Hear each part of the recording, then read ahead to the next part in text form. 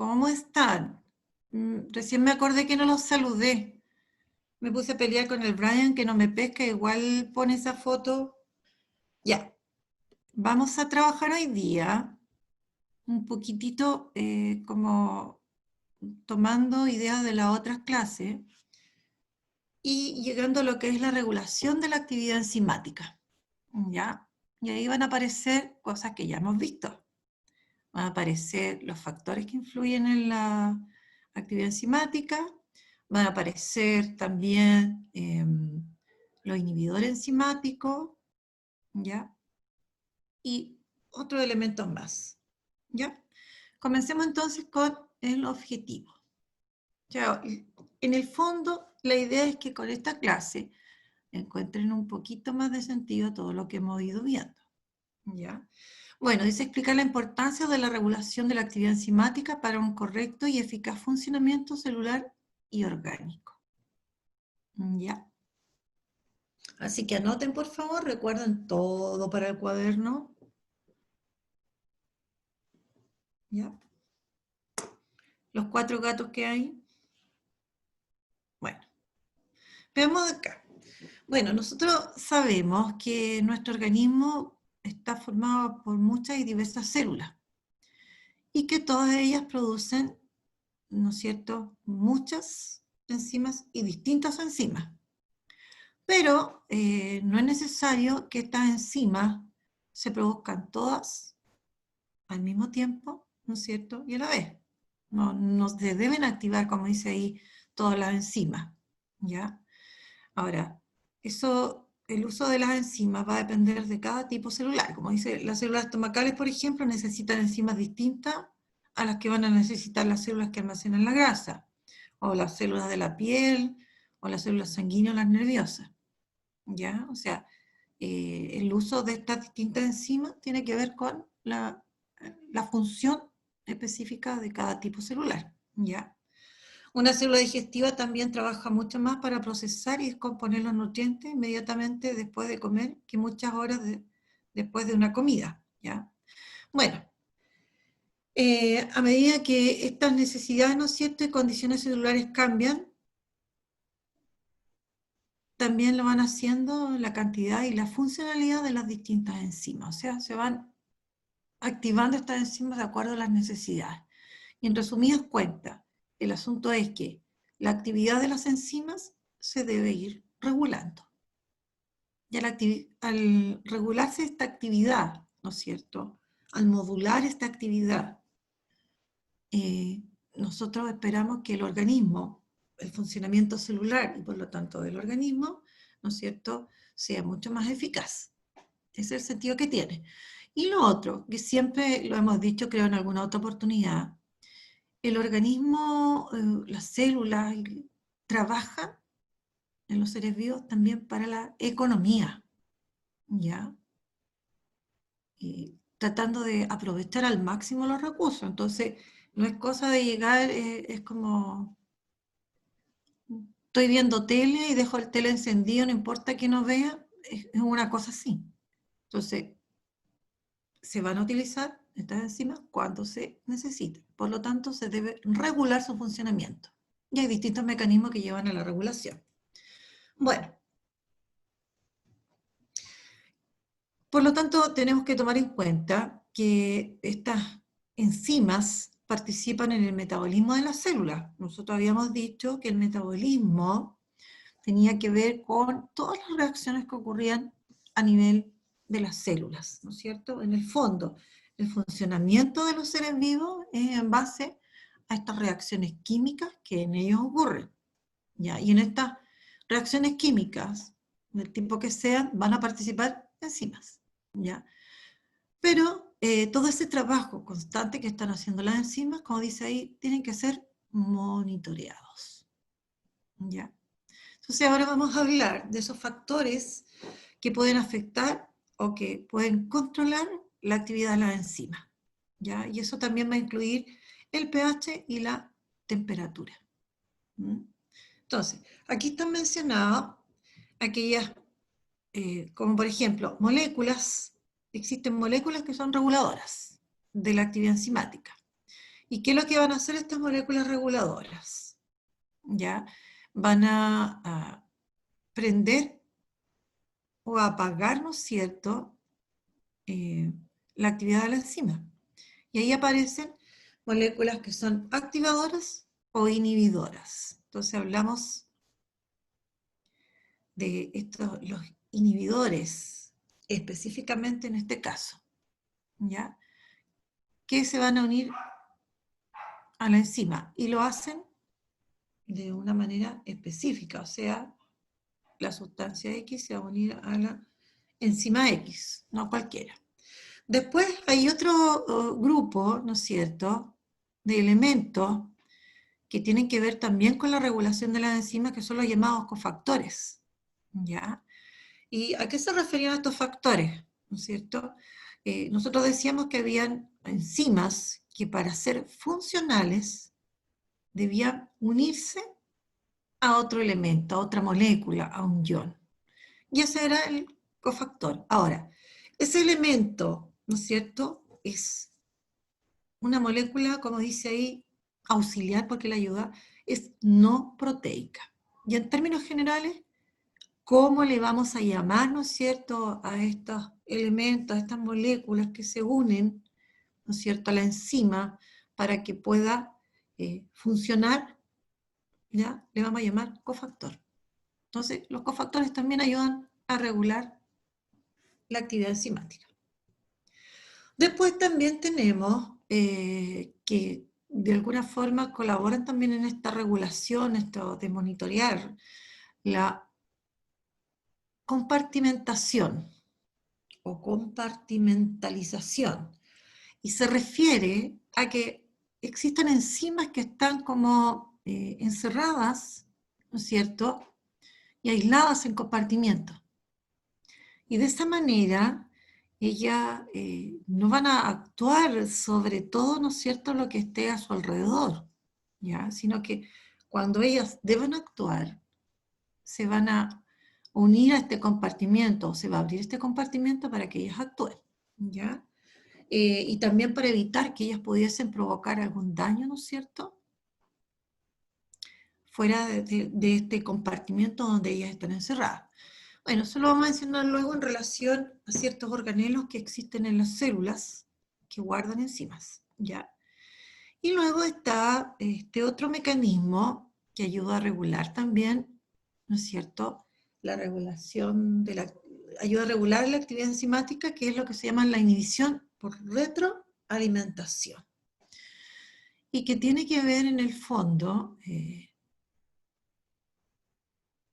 con que la enzima no va a seguir actuando porque el producto final, ¿no es cierto?, que aparece es la que controla y hace que esta enzima no siga actuando, ¿ya? Por ejemplo, en el caso que ya haya suficiente producto, ya no se necesite más, ¿ya?, ese mismo producto va a actuar sobre la enzima y la enzima no va a poder seguir actuando. ¿Ya? Eso se le llama inhibición por retroalimentación, ¿ya? Y ahora vamos a revisar rápidamente cada uno de ellos. Hay algunas cosas que son nuevas entre comillas y otras que son mencionadas desde antes y que las vimos también en la clase pasada. Ya, comencemos. Hablemos entonces de estas moléculas reguladoras, ¿ya? Decíamos entonces que las enzimas podían ser reguladas por otras moléculas que aumentaban o disminuían la actividad de la enzima, ¿ya? Bueno, y las que aumentan la actividad de una enzima las vamos a mencionar como activadoras, y las que puedan disminuir la actividad de la enzima, ¿no es cierto? Bueno, es una activadora enzimática, y las que disminuyen la actividad de la enzima nosotros las vamos a llamar inhibidores. Y de eso nosotros habíamos hablado, ¿no es cierto?, de los famosos inhibidores enzimáticos, ¿ya? Y vimos que se les podía clasificar en reversibles y en los irreversibles, ¿ya? Entonces, aquellos que son inhibidores irreversibles se van a unir a la enzima y no se van a poder separar de ella. En cambio, los inhibidores que llamamos reversibles, ¿no es cierto?, se pueden unir a la enzima, pero se pueden separar de ellas. Y en ese caso, la verdad es que nosotros vimos 3, pero ahora vamos a nombrar solo 2, ¿ya? Porque el tercero en realidad prestaba en algunos casos un poco para confusión, pero básicamente lo más importante son estos 2, ¿ya? Los inhibidores que llamamos competitivos y los no competitivos, ¿ya? Bueno, y aquí tenemos una imagen, luego vamos a ir al escrito, y esto ya está visto. Tenemos, ¿no es cierto?, en la primera parte de la imagen, cómo sería una reacción normal, donde lo que está en celeste representaría la enzima y lo que está en verde a sustrato. Recuerden que lo que se busca acá es que esta enzima de alguna manera provoque que este sustrato se convierta en producto. Entonces, se requiere para ello que ambos se unan. Y se unen en un sitio especial que nosotros llamamos sitio activo. Entonces, se va a unir y luego se va a unir, se va a formar, perdón, este complejo enzima-sustrato, y luego, ¿no es cierto?, el producto obtenido se va a separar de la enzima. Y esta enzima la puedo volver a recuperar. Ahora, de pasadita, les recuerdo que la enzima es una molécula bastante grande, mucho más grande que el sustrato, ¿ya? Bueno, pero ahora, si nosotros tenemos participando un inhibidor de la enzima, por ejemplo, en el caso del inhibidor competitivo, se llama competitivo porque va, ¿no es cierto?, a competir con el sustrato. Entonces, puede competir con el sustrato porque tiene una forma, una estructura similar a la que tiene el sustrato, por lo tanto, él puede utilizar y unirse al sitio activo. Si se une al sitio activo, va a ocurrir, ¿no es cierto?, que no voy a poder obtener finalmente el producto. Ahora, pensemos que no está pasando esto solo con una molécula de sustrato, está pasando con varias moléculas de sustrato, ¿ya? Y otras se podrán ir convirtiendo también en productos, porque no va a haber tanto, a lo mejor, inhibidor disponible. Y en el inhibidor no competitivo, se caracteriza porque no necesita, no va a necesitar unirse al sitio activo, sino que él se puede unir a otra parte de la enzima, a otro sitio. Por lo tanto, aquí el sustrato no compite por el sitio activo y el inhibidor entonces se une a la enzima, va a provocar, ¿no es cierto?, un cambio en la conformación de la enzima y por lo tanto, ¿no es cierto?, esta reacción no se va a producir. ¿Ya? Eso es, entonces. Bueno, y aquí lo mismo, dicho, ¿no es cierto?, está explicado la inhibición o el inhibidor competitivo y el no competitivo.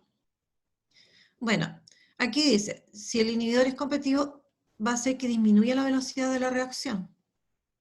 Por ejemplo, cuando no hay mucho sustrato. Si hay poco sustrato, ¿no es cierto?, ¿quién va a ganar? Como dice aquí, va a ganar el inhibidor porque van a haber muchos más que van a poder unirse a, ¿no es cierto?, al sitio activo de la enzima. ¿Ya? Ahora, en el fondo, la enzima puede seguir funcionando, las enzimas que hay, porque van a haber varias moléculas, pero no se va a obtener todo el producto deseado. Ese es el punto, en una reacción, vayamos a la realidad. ¿Ya? Bueno, y en el caso del inhibidor no competitivo, la reacción dice catalizada por la enzima jamás llegará a su velocidad de reacción máxima, porque en este caso, ¿no es cierto?, el inhibidor no compite por el sitio activo y se va a unir a otro sitio y va a cambiar la estructura de la enzima. ¿Ya? Entonces, habla de que la enzima está envenenada, a eso se refiere, que cambió su estructura, y al cambiar su estructura no va a poder aparecer producto, finalmente. Eso es. Y aquí hay una imagen, ¿ya?, de la inhibición de la enzima del inhibidor no competitivo y competitivo, ¿ya?, en relación a la concentración del sustrato. Mientras más sustrato haya, ¿no es cierto?, ¿ya?, en este caso, mientras más sustrato haya, el inhibidor va a poder actuar menos. Por lo tanto, la enzima va a tener la tendencia a alcanzar una actividad, llegar a su actividad máxima. En cambio, acá, en el inhibidor no competitivo, ¿ya?, va a ocurrir que no se va a competir por el sitio activo, por lo tanto, se va a unir el inhibidor a la región, a otra región, a otro sitio de la enzima, y va a producir, ¿no es cierto?, un cambio en la estructura de la enzima, y la actividad enzimática no se va a alcanzar. O podría ser muy poco en el caso de que hubiese, ¿no es cierto?, más sustrato finalmente que enzima o inhibidor. ¿Ya?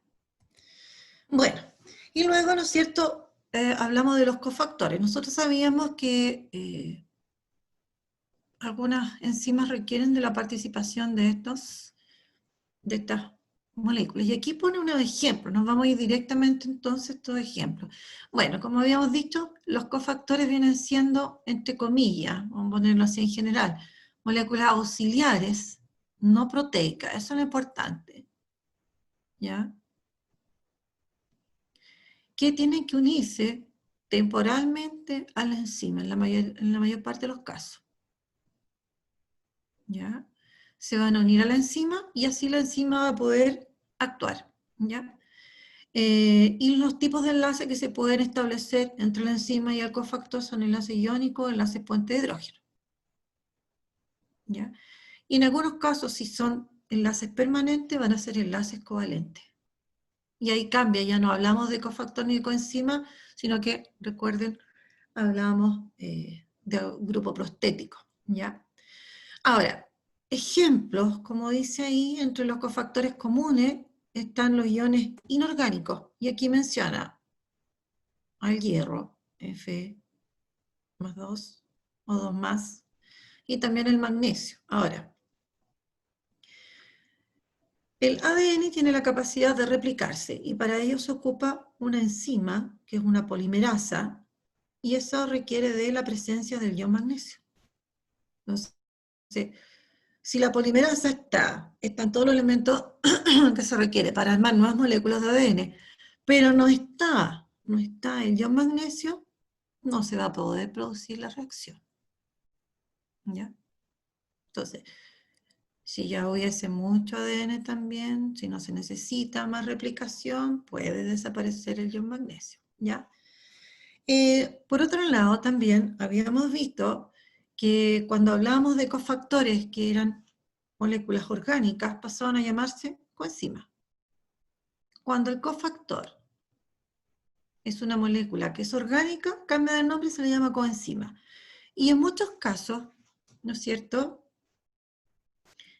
hay vitaminas que pueden participar, ¿no es cierto?, y actuar como cofactores. Y aquí mencionaba, ¿no es cierto?, el ejemplo. Hay distintas moléculas de colágeno, no hay un solo tipo de colágeno, son como 20 y tantos tipos de colágeno, y en todos, para que se forme el colágeno, para que hagamos el colágeno en estas reacciones, se requiere un cofactor, y esa es la vitamina C. Fíjense ustedes, para que hagan la relación, muchas veces para que vean, la tía, la mamá o la abuelita le dice, tome colágeno, pero tómelo con vitamina C. Ya precisamente, ¿no es cierto?, para mejorar, ¿ya?, esta formación de colágeno. Ahora, uno toma colágeno, en el fondo, ese colágeno que toma, es como para que uno en el organismo lo desarme y en el organismo se vuelva a armar lo que se necesita. Pero para eso, ¿qué necesitamos como cofactor? la vitamina C. ¿Ya? Bueno, un ejemplo. Y luego estamos, ¿no es cierto?, hablando de la compartimentación de las enzimas. Esto de que las enzimas se encuentran, ¿no es cierto?, específicamente encerradas en algunos organelos membranosos. Por ejemplo, un organelo que ustedes conocen son los llamados lisosomas. ¿Ya? Ahora, el lisosoma es una especie de bolsita membranosa que contiene en su interior enzimas. Entonces, bueno, ¿para qué se va a usar este lisosoma con estas enzimas? Se dice que tiene función digestiva. Por lo tanto, cuando hayan partículas alimenticias, llamémoslas así, en la célula que deban ser degradadas, de alguna manera esa partícula va a tener que estar en una vacuola y ahora se va a unir este lisosoma con esta vacuola y se va a formar una vacuola digestiva. Y ahí van a poder actuar estas enzimas. ¿Ya?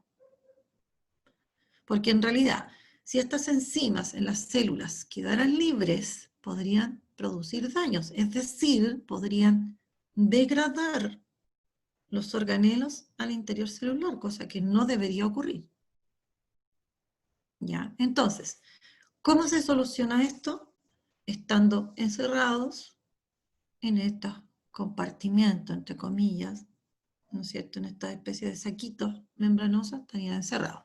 Y lo otro que aquí se menciona es al pH al que funcionan estas enzimas, estas sustancias químicas, ¿ya? Al interior de estos lisosomas, por ejemplo, el pH que tiene un pH más bien ácido. En cambio, un pH igual a 5. En cambio, en el citoplasma, ¿no es cierto?, estas enzimas tienen un pH de alrededor de 7,2. Entonces, eso también dificultaría si las enzimas que están encerradas en este lisosoma quedaran libres, también este pH de 7,2 podría dificultar, ¿no es cierto?, que ellas pudiesen actuar. ¿Ya? Bueno, eso en relación a esta compartimentación de las enzimas. ¿Ya? Y aquí está el ejemplo del otro mecanismo que ayuda a regular la actividad enzimática, que es la inhibición de vías metabólicas por retroalimentación. O sea, yo impido que una enzima siga actuando, ¿ya? Por acción de este producto que apareció de la reacción, ¿ya? Entonces, el producto final, como dice ahí, de una vía metabólica, en una reacción química puede ser, o en una reacción donde hay, en una vía, perdón, donde hay varias reacciones que ocurrieron así como en cadena, el producto final puede inhibir, ¿no es cierto?, la acción enzimática, puede hacer que esta enzima deje de actuar, ¿ya? Si ya hay mucho de ese producto, por ejemplo, después de varias reacciones, obtenemos el producto final, ¿ya? Ese producto final va a ir a actuar sobre la enzima, impidiendo que siga, ¿no es cierto?, funcionando. Ese es otro mecanismo que existe, ¿no es cierto?, en los organismos para regular la acción de las enzimas. ¿Ya? Como dice, cuando hay demasiado producto en un lado, la enzima es bloqueada para impedir la producción de producto nuevo o de más productos, hasta que se haya utilizado el que ya existía. Y aquí hay un monito, quiero que se fijen, aquí, bueno, aquí muestra, ¿no es cierto?, una vía metabólica o lo que se llama también una ruta metabólica, donde hay varias reacciones que ocurren consecutivamente para poder obtener un producto. En este caso, el producto está representado por el cuadradito café o beige, ¿ya? Entonces, partimos por arriba, el lado izquierdo. No, acá abajo, donde dice enzima 1. Partimos acá, vamos a mostrar con el cursor, vamos a partir por acá. Entonces, la enzima, el sustrato, se unen, ¿ya? Después va a haber un sustrato intermedio que va a aparecer, ya que se va a unir a la enzima 2, después producto, sustrato intermedio, ya que se une a la enzima 3, y aparece el producto. Pero ya cuando hay mucho de esto, este, se me arrancó. Este producto, hay mucho, ya no se necesita más todavía, va a inhibir la acción de la enzima. Se me arranca.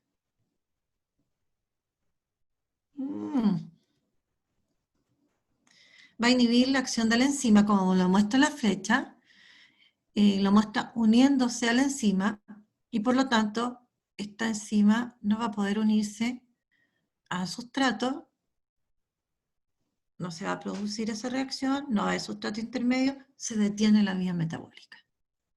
De esa manera, no puede entonces seguir actuando esta enzima. ¿Listo? Esa sería entonces la inhibición por retroalimentación. ¿Ya? Bueno, otro ejemplo también similar a esto es con la molécula de ATP. Nosotros aprendimos el año pasado un poquitito cuando hablamos de respiración celular, ¿no es cierto? El proceso que fabrica el ATP, también cuando existe mucho ATP, el ATP va a actuar, se va a generar esta inhibición por retroalimentación para evitar que se siga formando más ATP. O sea, el ATP se va a formar en relación a lo que se requiere, ¿ya? Porque la idea no es desperdiciar ATP y que estas moléculas, ¿no es cierto?, se vayan transformando, se vayan destruyendo, porque este ATP es una molécula, como dice ahí, inestable, que fácilmente puede, ¿no es cierto?, metabolizarse y entregar su energía. Y al metabolizarse, ¿no es cierto?, se produce la reacción donde él se destruye y se produce ADP y fosfato inorgánico. O sea, ATP flecha más ADP más, ¿no es cierto?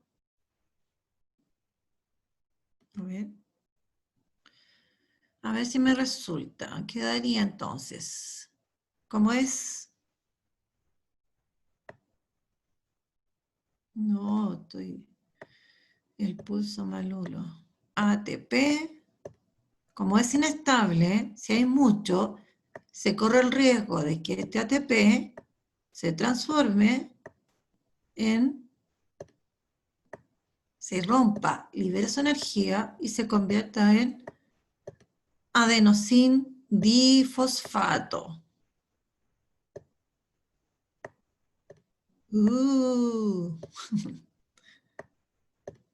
Más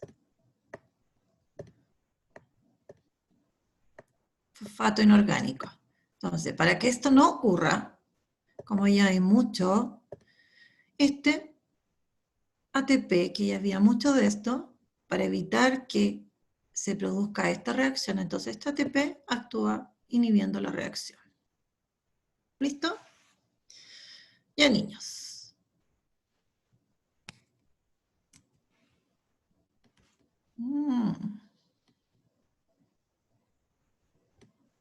Ya. Entonces, ¿qué estudiamos hoy? Regulación de la actividad enzimática. ¿Por qué se debe producir la regulación?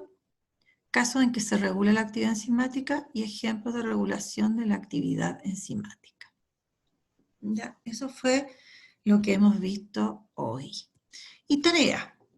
La tarea es que ustedes lean el apunte sobre las enzimas porque la próxima semana, o sea, en 2 semanas más tenemos prueba, exactamente 2 semanas. El día 9 sería la prueba, ¿ya? Ese mismo día tendrían la de biología y la de diferenciado, sorry, ¿ya?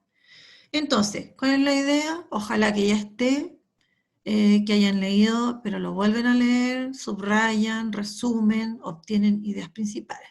Todo anotado en su cuaderno, incluidas las dudas. Y yo voy a subir una actividad a WebClass para que la próxima clase, ¿no es cierto?, trabajemos en ella, o sea, la traigan casi lista, cosa de que aquí vayamos aclarando las dudas, vayamos viendo, ¿no es cierto?, lo que nos ha costado, lo que nos ha entendido. Esta parte de la enzima no es tan fácil, pero igual se puede aprender, depende de ustedes nomás. ¿Listo, niños? ¿Ya? ¿No hay preguntas? Para ahora solo las que me puedan hacer. ¿Ya? Chuta. Ah, los mismos 17. Ya, niños, preguntas. ¿Quedó algo más claro ahora o no? Ya, pues digan algo para no sentirme sola como un dedo. ¿Quiénes son los que están aquí? A ver. Bastián Ávila. ¿Qué cata es la cata? ¿Cuál cata? Oh, que son pesados, no dicen nada. La Diana Vergara, por ejemplo, díganme alguna cosa, pues. La Fernanda, Camila, la Meilín López, Montserrat Concha, Ninosca, La Paz, Sofía, ¿vale? Ya, pues. Si no me dicen nada es que entendieron todo. ¿Mm? Será así. Ya, bueno, ¿quedó claro entonces? No, hay apenas una pregunta. Dice que quedó clara la Valeria Morán. ¡Oh, que son pesados! Ya, yo también les voy a hablar nomás y me voy a... Ya, no me van a ver. Van a ver al profe Keno nomás. Ya, cabros feos y pesados. Nos vemos. Cualquier duda me pueden mandar un correo. ¿Ya? Gracias, Kenito. Que estén bien. Chao, niños. Cuídense mucho.